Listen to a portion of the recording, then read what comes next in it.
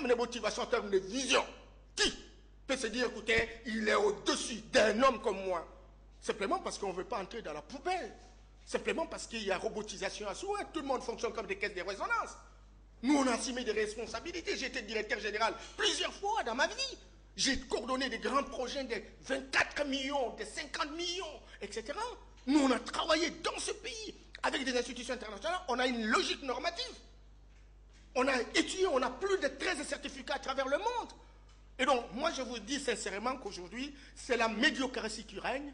Et surtout que les hommes politiques n'ont pas pitié de la patrie. Les hommes politiques ont pitié de leurs intérêts et ils veulent en gagner au maximum et laisser la patrie aller en péril, quoi. C'est cela. Et alors, maintenant, les églises font le jeu au point où plus personne ne peut sauver la République. Voilà. Quel conseil prodigué finalement? Parce que le problème, en tout cas, se pose. D'ailleurs, la date butoir, c'est pratiquement aujourd'hui, les 15 et 16. On devrait déjà déposer les noms, mais le problème se pose.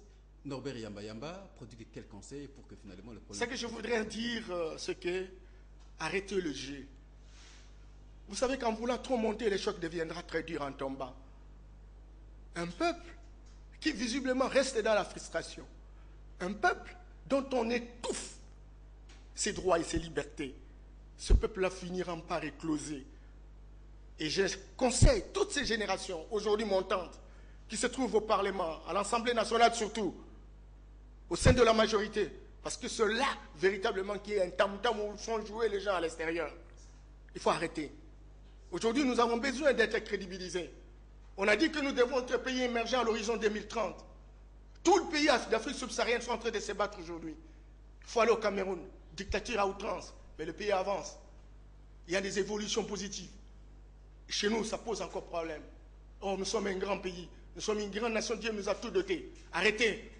Au sein de la société, on a quand même des hommes dans la société civile.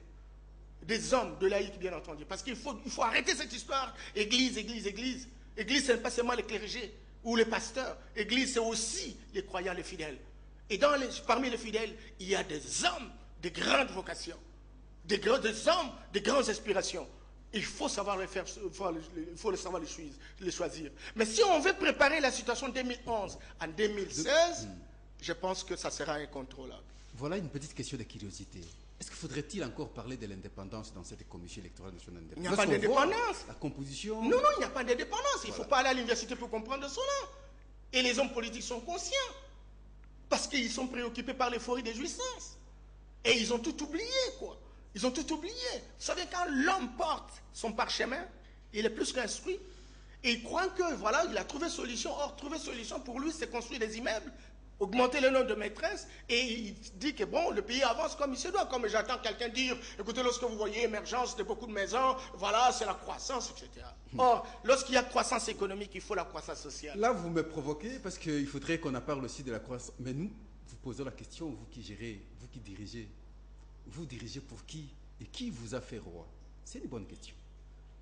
Parce que vous n'êtes pas, quand vous êtes là plutôt, vous n'êtes pas sorti comme ça du néant. C'est tous ceux qui sont à l'Assemblée nationale comme au Sénat. Mais vous avez été choisi. Si effectivement vous avez été choisi, mais posez des actes pour l'intérêt de ceux qui vous ont choisi. Mais la population commence à avoir l'impression comme si les actes posés par ces deux chambres ne sont pas à l'intérêt de la population.